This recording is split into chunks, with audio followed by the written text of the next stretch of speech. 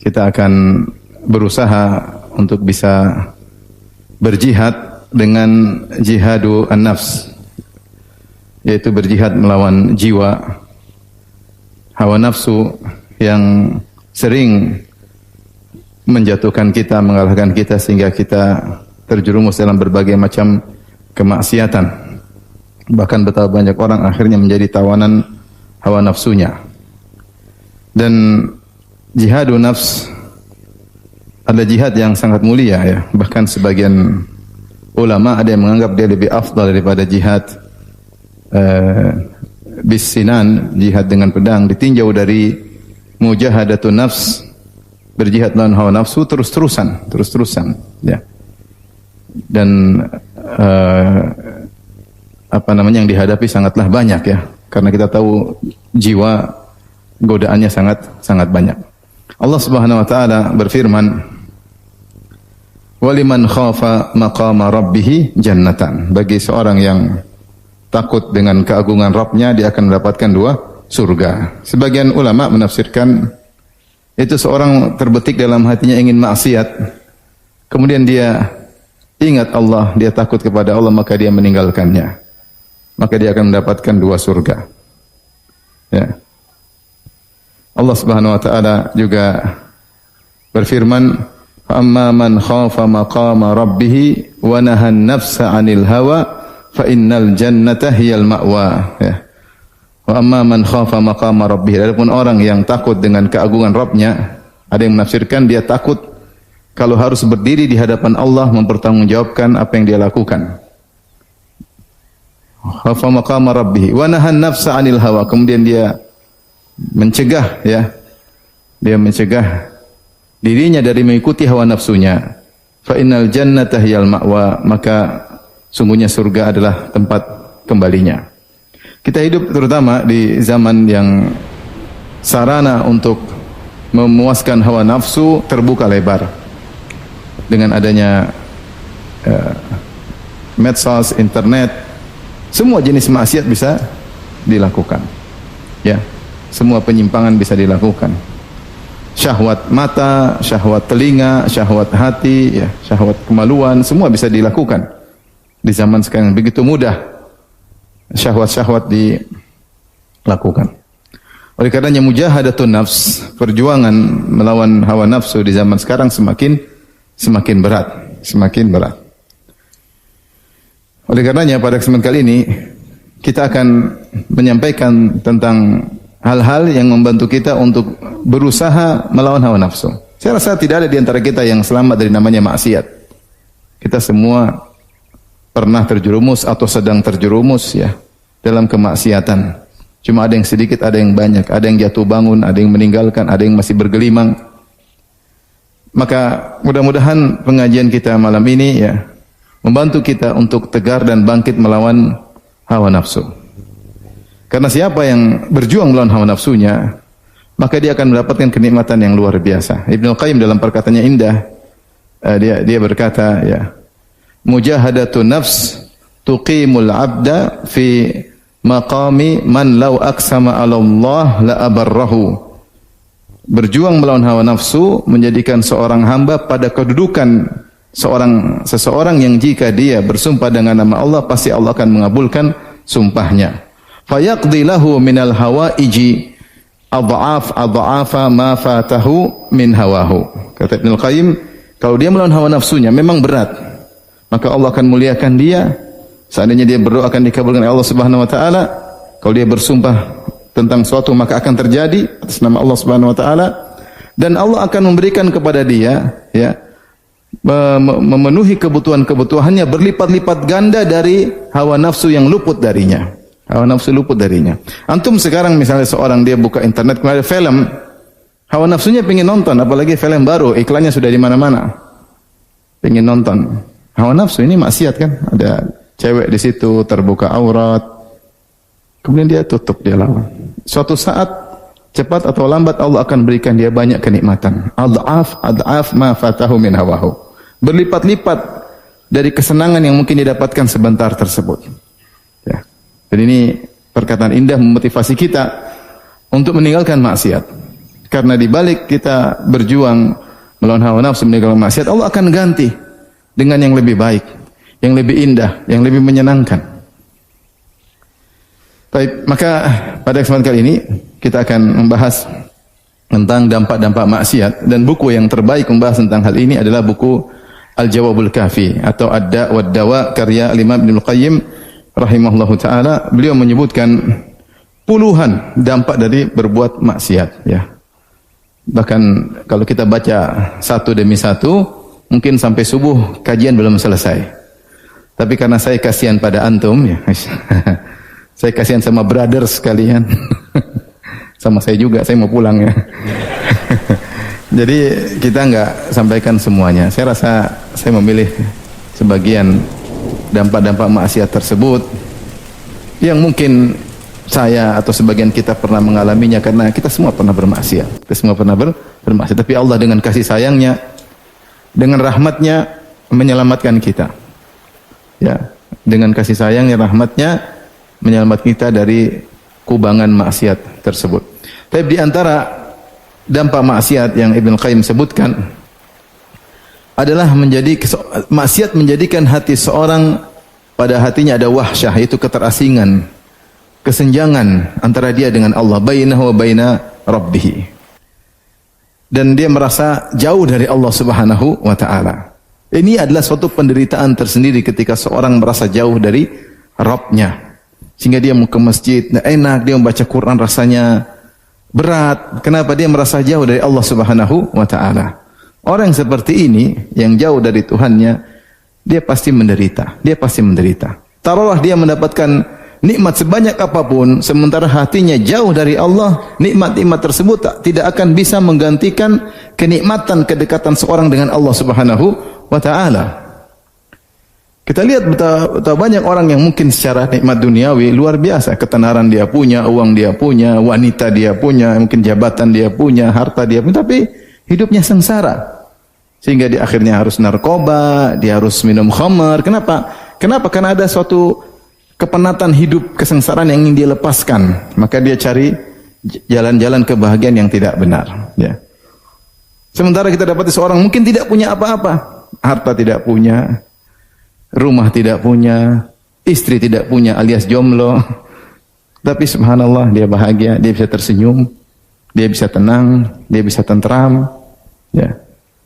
Kenapa? Dia dekat dengan Allah Subhanahu wa taala. Ini salah satu dampak buruk ketika seorang melakukan maksiat, dia semakin terasing, terasa jauh antara dia dengan Allah Subhanahu wa taala. Maka seorang jangan jauh dari Rabb-nya. Semakin dia jauh, dia semakin tidak tenang. Semakin tidak tenang. Dulu ada seorang mulhid, orang murtad, ya. Dia tulis buku judulnya Limadza ana mulhid? Kenapa saya murtad? Kenapa saya ateis? Kenapa saya ateis? Bukunya ada di internet. Antum enggak usah baca, ya. Kenapa saya ateis? Kemudian dia tulis dalam buku tersebut, dia mengatakan benar, kaum mukminin bahagia dengan imannya. Dia akui karena dia pernah beriman. Tapi saya juga bahagia dengan ateis saya. Dia tulis begitu dalam bukunya. Maksudnya dia ingin menyampaikan tidak kenal Tuhan pun bisa bahagia. Saya juga bisa bahagia. Dia tulis dalam bukunya. Tidak saya baca bukunya. Tidak tebal, bukunya tipis saja. Akhirnya dia mati bunuh diri. Omong kosong, seorang jauh dari Allah pasti dia sengsara. Tanya orang-orang yang bunuh diri, kenapa? Dia jauh dari siapa? Allah Subhanahu wa taala. Kita kalau dengar kisah misalnya artis terkenal yang bunuh diri, siapa? Coba. Siapa? Hah? Siapa? Kurt Cobain. Masya Allah. Itu jadul. Di puncak-puncak ketenaran, iya enggak? Di puncak-puncak ketenaran. Kenapa? Dia jauh dari Rabb-nya, ya. Jauh dari Rabb-nya, mungkin khamar, mungkin apa, musik wanita, nah akhirnya bunuh diri. Di puncak-puncak kejayaannya, di puncak-puncak kita lagi senang-senang lagunya itu waktu itu, ya.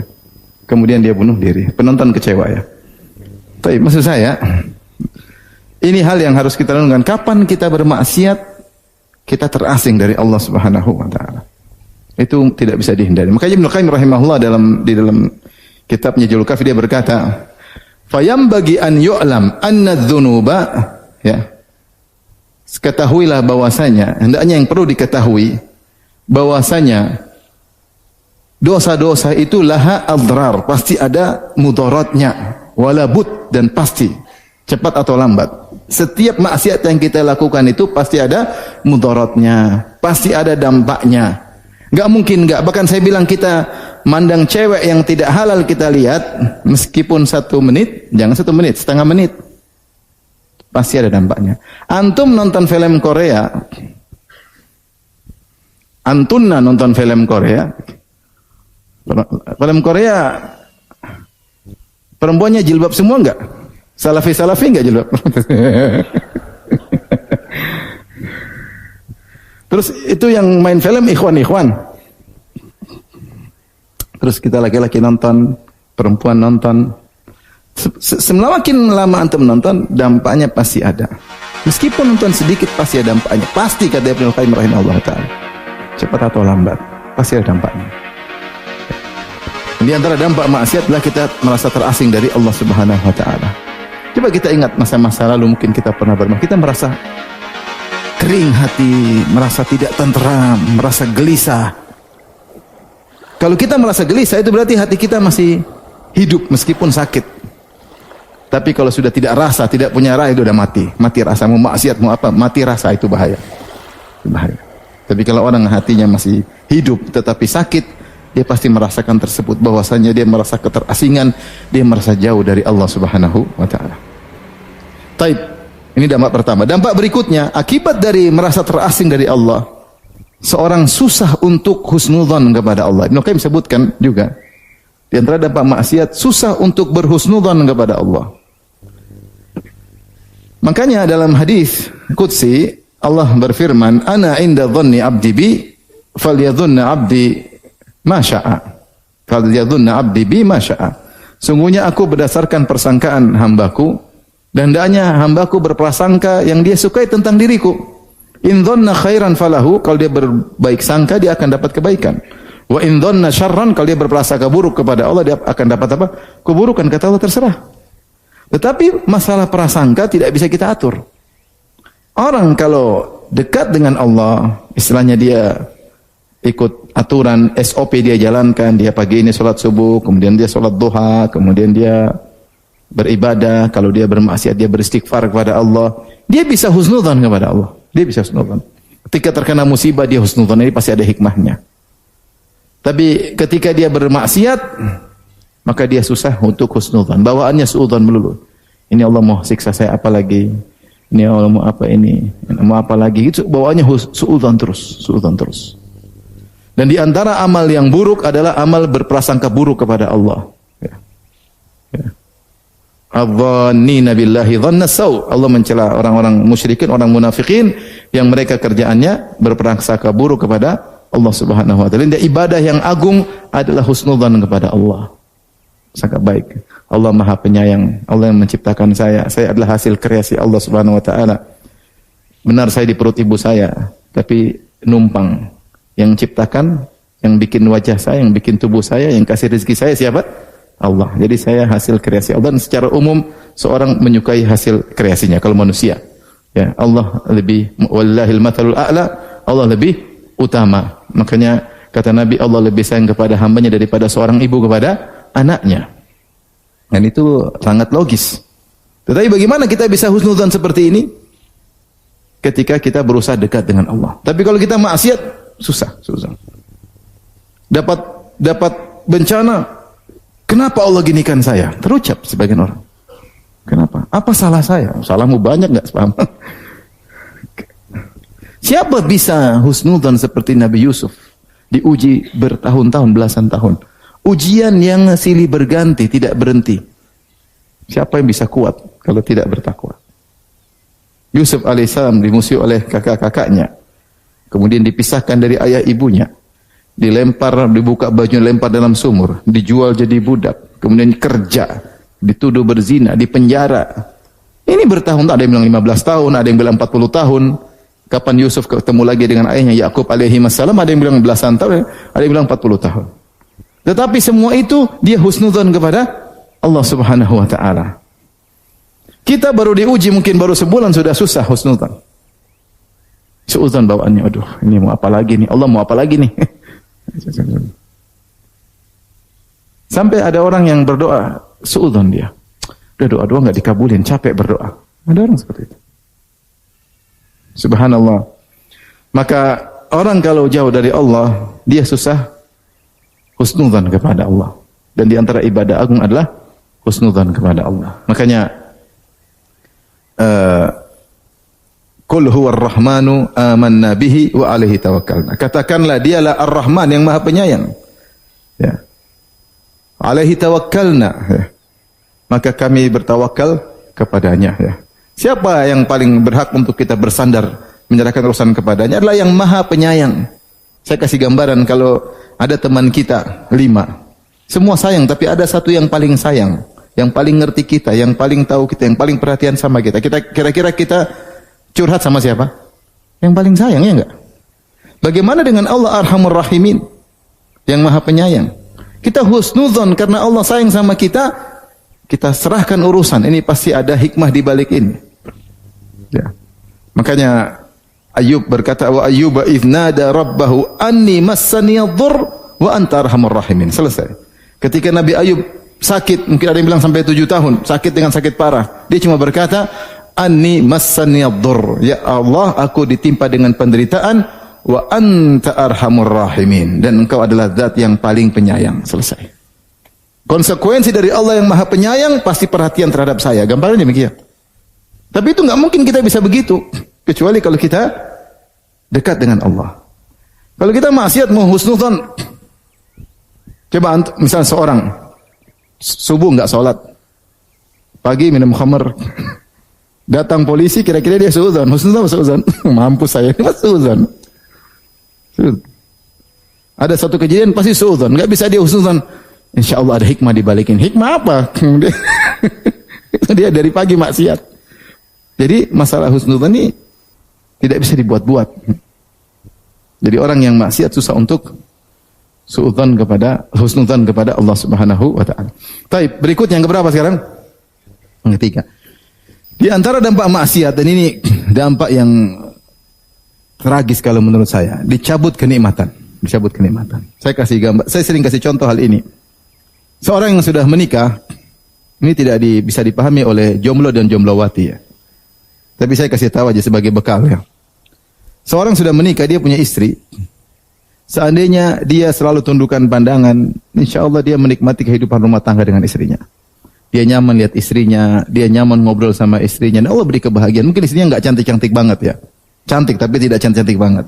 Mungkin istrinya tidak pandai berbicara seperti presenter atau yang lainnya, tapi ngobrol nyambung lah. Mungkin istrinya bukan S2, S3, mungkin anak SMA, tapi bisa nyambung. Allah kasih kenikmatan dia ngobrol dengan istri. Tapi kalau dia maksiat, dia ketemu cewek, dia nonton film Korea, dia nonton film India, dia lihat cewek-cewek, dia lihat istrinya,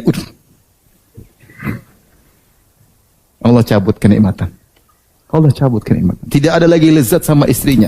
Dia hidup sama istrinya dengan penuh penderitaan. Kenapa istri saya modelnya kayak gini? Dia menderita. Kemudian dia mau poligami, takut sehingga dalam penderitaan.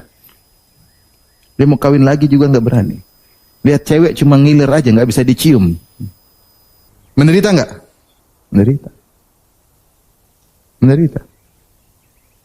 Tapi kalau dia tundukkan pandangan, dia bahagia. Dia nikmati kehidupan. Ini maksudnya dampak maksiat langsung. Orang kalau bermaksiat, kelezatan Allah cabut. Hingga dia terjebak dalam kelezatan semu. Nonton apa? Nonton maksiat, nonton cewek cantik. Dia mau ngapain? Cuma ngiler doang. Terus sama dia, cantik sekali ya. Terus ngapain? Bahkan istrinya cantik pun jadi nggak kelihatan cantik. Apalagi istrinya pas-pasan. Dan demikianlah ini dampak buruk bagi seorang yang bermaksiat. Maka seorang ingin menderita atau ingin bahagia. Kalau dia ingin bahagia, tundukkan pandangan. Dia akan apa? Bahagia. Jadi nikmat ngobrol sama istri. Saya katakan meskipun istrinya bukan orang pintar, tapi ngobrol nyambung aja, ngobrol tentang anak-anak, ngobrol tentang ini, nyaman. Tapi kalau dia mulai lihat sana, lihat sini, lihat sana, lihat sini, selesai. Bahkan ketika dia berhubungan intim dengan istrinya, dia tidak rasa apa-apa. Kenapa? Dia nonton yang tidak-tidak. Dalam khayalan yang tidak bisa dia lakukan. Sementara istrinya yang bisa halal, hilang kenikmatan. Kelezatan itu hilang, Allah cabut. Makanya di antara doa Nabi, meskipun doa tentang terkait utang, Allahumma kfini bihalalika an haramika wa aghnini bifadlika amman siwak. Ya Allah, cukupkanlah aku dengan yang halal, an haramika, dari perkara yang haram. Buat aku bahagia dengan halal yang aku miliki. Jauhkan aku dari haram. Dari hubungan haram, chattingan haram. Kalau ada di antara kita chattingan sama cewek, itu haram atau tidak? Chattingan ketawa ketiwi, haram atau tidak? Haram lah. Ada kelezatan. Telepon sama istri orang. Kalau istri sendiri cepat, ya, habis sibuk. Kalau istri orang, Masya Allah. Ini bukan pengalaman pribadi, bukan ya. Saya cerita tentang kawan. Jadi setan itu menghiasi, jadi lezat. Cerita, buktinya itu syahwat, berarti ada syahwat. Ada teman telepon sama, jadi ada panitia pengajiannya.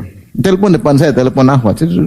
Saya tergur, kamu kok telepon lama-lama? Entar saat ini lagi koordinasi katanya. Telepon terus, tapi kok betah. Orang kalau telepon sama perempuan 10 menit, 15 menit ketawa ketiwi, itu syahwat. Kita ini bicara sama perempuan boleh, bukan nggak boleh, boleh. Tapi ada batasannya. Ya. Tapi kalau sudah, udah itu selesai. Apalagi teleponnya berdebar-debar, udah. Ya. Kalau sudah begitu ngobrol sama istri, nggak ada nyamannya. Pahit ngobrol sama istri, pahit. Nah, kenikmatan dicabut oleh Allah Subhanahu Wa Taala. Tinggal kita milih mau bahagia atau tidak. Bahagia atau tidak. Dan setan menghiasi apa? Kemaksiatan. Jadi maksud saya di antara dampak dari maksiat adalah dicabut apa? Kenikmatan. Cabut kenikmatan. Kita lihat orang di kampung yang sederhana, istrinya juga biasa-biasa, hidup tapi bahagia. Tawa, bahagia, ke masjid semangat. Enggak susah-susah bahagia. Dia tidak macam-macam, dia tidak aneh-aneh. Dia rasakan apa? Kebahagiaan. Dampak berikutnya di antara disebut oleh Ibnu Qayyim rahimahullah dalam kitab Al-Jawabul Kafi, kalau seorang maksiat, maka malaikat yang merupakan wali dia, yang Allah utus untuk menjaga dia sebagai penasihatnya, ansahul khalq lahu, yaitu makhluk yang paling ingin kebaikan bagi dia, itu malaikat. Kita tahu ada malaikat-malaikat yang Allah kirim kepada orang beriman, seperti Allah sebutkan dalam firman-Nya, innalladzina qalu rabbuna Allahu tsumma istaqamu tatanazzalu alaihimul malaikatu alla takhafu wa la tahzanu wa abshiru bil jannati allati kuntum tu'adun nahnu awliya'ukum fil hayatid dunya wa fil akhirah. Orang-orang yang istiqamah. Kemudian ketika mau meninggal datanglah malaikat banyak. Kemudian berkata, jangan bersedih, jangan khawatir. Ya, dan bergembiralah dengan surga yang Allah janjikan kepada kalian. Kemudian mereka berkata, nahnu awliya'ukum fil hayatid dunya. Kami adalah penolong-penolong kalian selama di dunia. Jadi malaikat ada yang Allah kirim untuk menolong seorang. Dalam riwayat, meskipun ini mungkin sanadnya bermasalah, disebut oleh Ibnu Qayyim rahimahullah taala, bahwasanya kalau seorang berdusta dengan satu dusta, taba'ada anhul malak milan. Maka malaikat menjauh darinya sejauh 1 mil. Kenapa? Karena busuknya dusta yang dia ucapkan tersebut. Malaikat menjauh. Kalau malaikat menjauh, siapa yang dekat? Jin tomang. Setan dekat. Ta'uzzuhum azza. Bukan dia semangat untuk maksiat. Ya. Maka, dan seorang bisa merasa, kalau dia dekat dengan Allah ada ilham. Dia rasa ilham. Pikirannya diarahkan. Ya. Ada mungkin ada suatu musibah, tiba-tiba ada yang seakan-akan dia ada firasat. Ya. Bisa jadi itu dari malaikat yang Allah kirim untuk menjaga. Tapi kalau dia bermaksiat, malaikat itu jauh, nggak mau dekat dengan dia. Ganti apa? Syaitan. Jadi ini salah satu dampak yang buruk. Akhirnya tidak ada yang mengarahkan pikiran dia yang baik. Tidak ada ilhamnya dari syaitan terus, pikirannya buruk, orientasinya dunia, pikirannya. Maka seorang ya Jangan menggantikan kawan yang terbaik yang sangat ingin kebaikan baginya diganti dengan kawan yang buruk yang paling ingin mencelakakan, yaitu apa? Syaitan. Dan setiap maksiat ini Rasulullah sebutkan atau dari riwayat disebutkan satu dusta saja malaikat menjauh dengan jarak satu mil. Kemudian akhirnya setan akan menggantikan posisinya. Kita ini terkadang dalam kesendirian. Tapi ada Allah kasih ilham, ada malaikat yang Allah kirim menjaga. Ya, ada malaikat yang Allah kirim. Oleh karena seorang berusaha bertakwa kepada Allah agar dia dijaga oleh Allah Subhanahu wa taala. Baik.